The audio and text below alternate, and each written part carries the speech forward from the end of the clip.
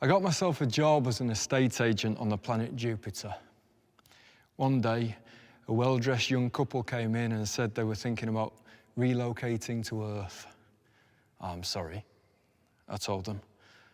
I only deal with properties on Jupiter nowadays.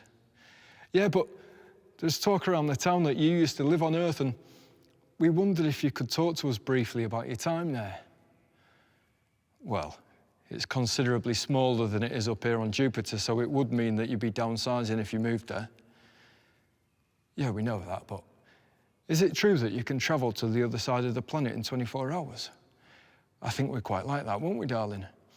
Yeah, that is true, but another drawback is that the Earth has only got one moon, not like the 53 moons we've got confirmed up here.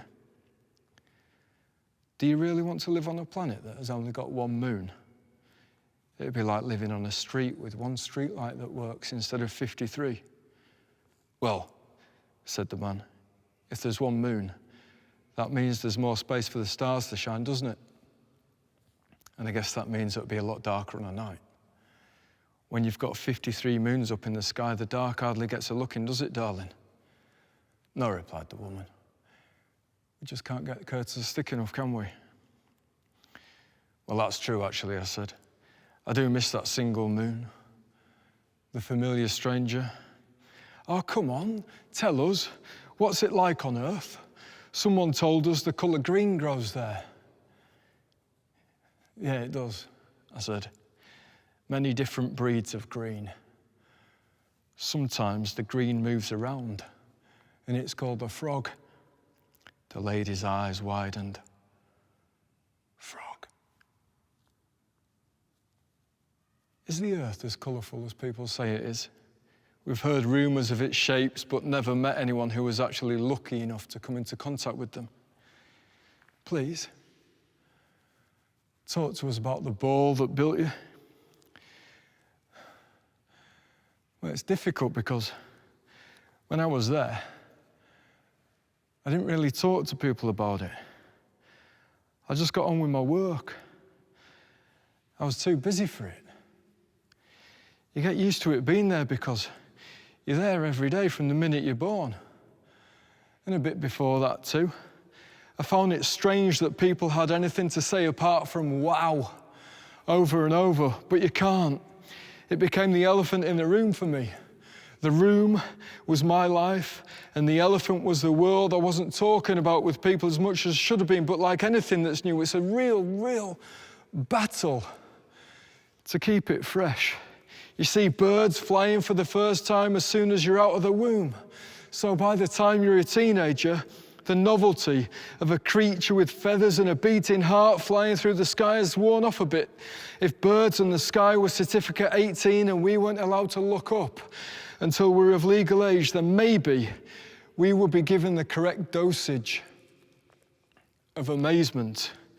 Everyone got used to breathing because they were born breathing.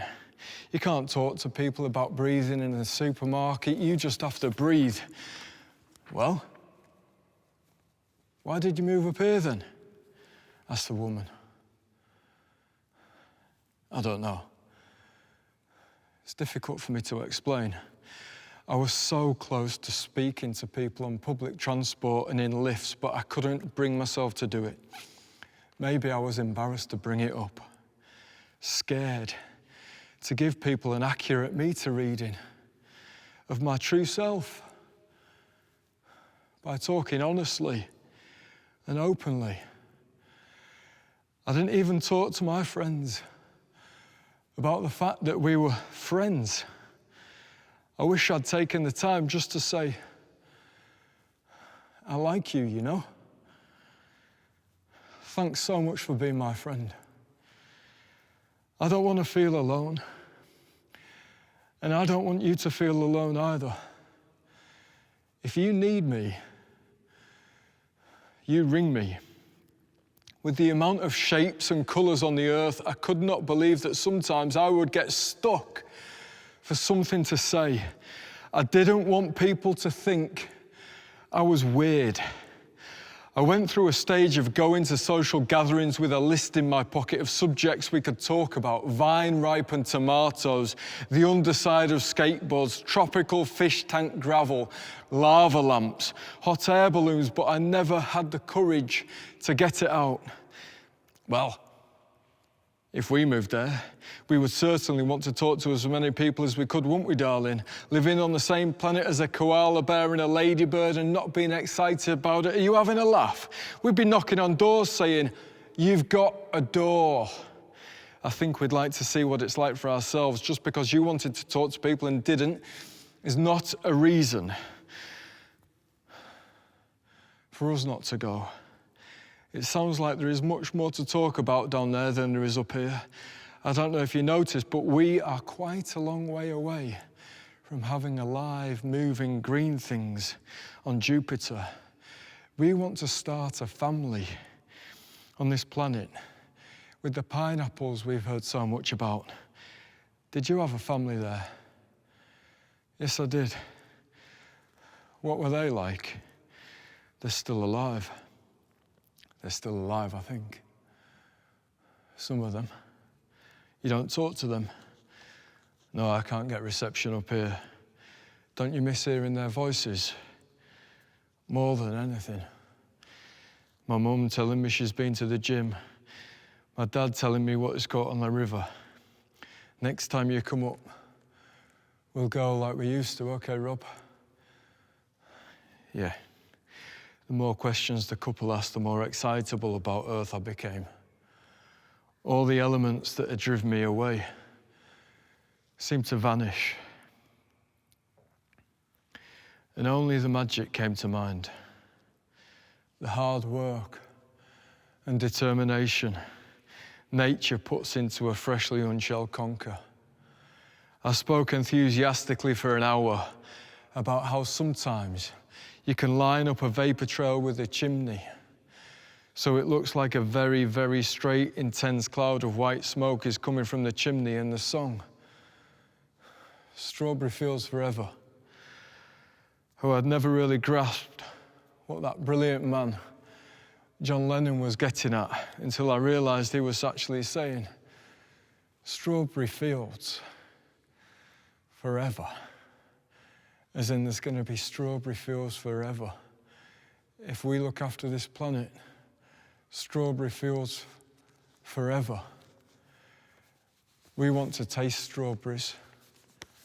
The lady said, "Me too," I replied. Later that day, we caught a rocket to Earth, and 6 years later, we landed in the Leeds Bradford airport. The couple looked out onto the runway and the grass and began to cry. "Okay, I'll see you later," I said, and caught the bus to my parents' house. That night, I sat on my parents' comfortable sofa, eating strawberries and cream with my beautiful niece and nephew, and watched the Only Fools and Horses episode where they take their pocket watch to auction. I'd given the couple my telephone number, but they never called. I hope they like it here. I hope they hold on tight to the excitement they had for Earth before they got here, and use that spark to ignite conversations with the people they got to know through talking.